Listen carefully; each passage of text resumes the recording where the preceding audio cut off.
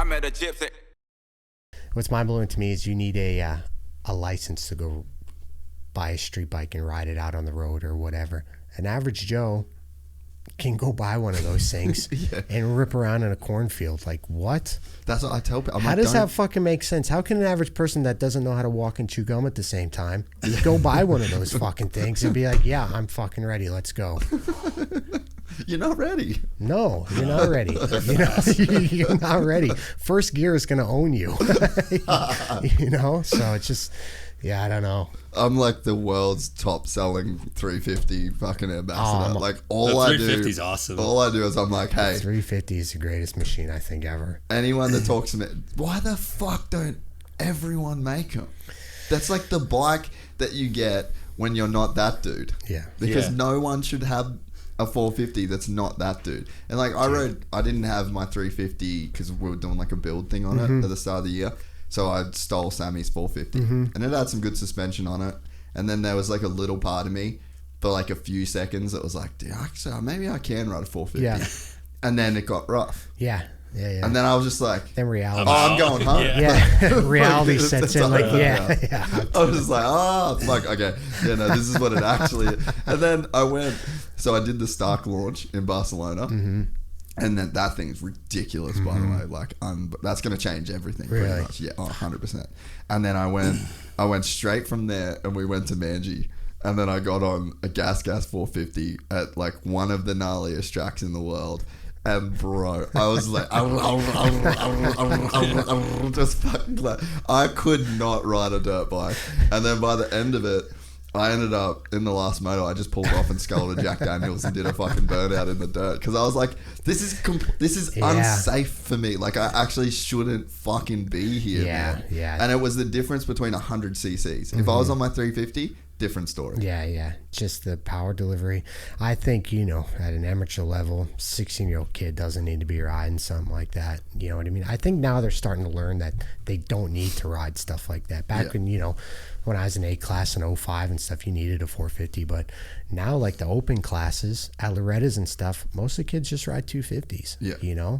Well, the 250s are so fast now. It's I mean, when you think about it, 250 now is faster than PC race bikes back in 07, 08. You know what I mean? Like, it's not even comparable. So, I think those things are a problem for the average Joe.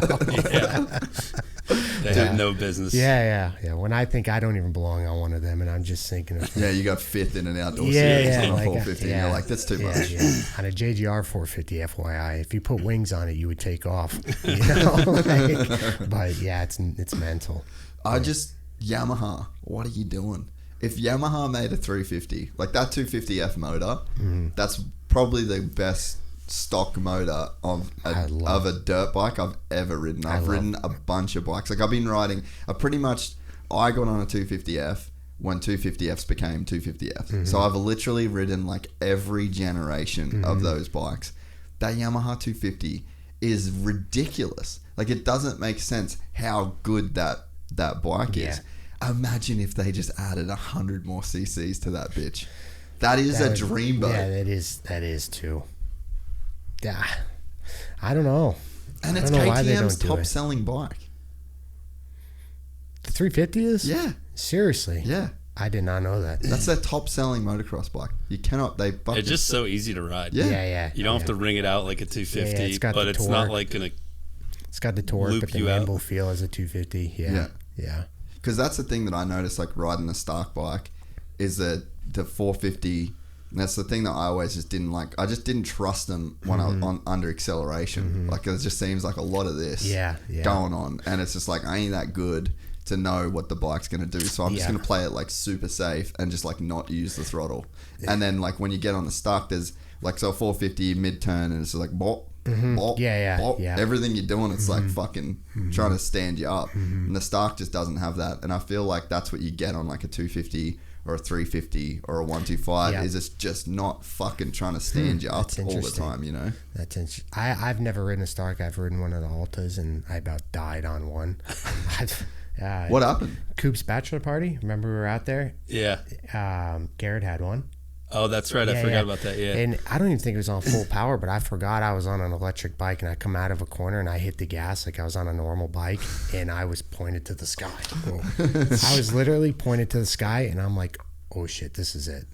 Dude, the power that they had was crazy. And the Starks got like way more than that. Really? There were dudes that, because they got a 60 and an 80. Yeah. And there were dudes that we only got to ride the 60, so they didn't have the 80 going there. Ah, okay. And there were guys, like I'm pretty sure watching like Swaps videos and stuff, they turned it down to like 85% power. So probably around like 50, which is pretty much 350. Wow. So like my 350 has like 55 horsepower.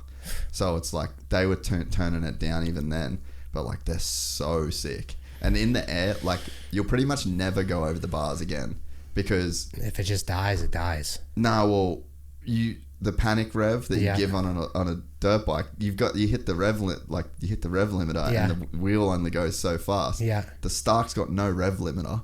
You can go to top speed, so you can literally just be like it's crazy. Like it's crazy. Yeah. So it's like if you were going over the bars and you had the presence of mind to shift into fifth gear and hold it wide open. Yeah. But you don't. So a bit more rotating mass in the rear to keep it down. Yeah. Dude, I don't know. This might sound another dumb question, but it doesn't lock up. So if it just dies, it just dies mid-flight, right?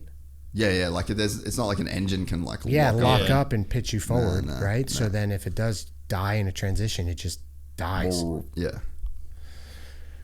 I kind of like that concept a little bit. I'm already trying to picture like how it would be. All right, maybe I got a better chance of surviving out there. Yeah. You know, back to the KTM though. Fun fact: I was the first one to race at in a Supercross, Montreal. A 350. Yep. What did you think of the 350 race and then Supercross? It was awesome. Yeah. I raced in the 450 class, obviously in Montreal, 2010. Casey Letta was KTM team manager at the time. He's just like, hey, opportunity to go up race in Canada. You want to go ride a 350? I said, sure. They gave me 250 suspension, put it on the 350, and the thing was a fucking dream. That's so sick. It was awesome. Like, to this day, one of the best Supercross bikes I've ridden. Really? You know what I mean? Yeah. 450 is a lot when you're kind of pinballed in between hay bales and stuff like that. So, 350 is just enough to where it's just like, okay, kind of fun, but you don't feel like you're on a death trap.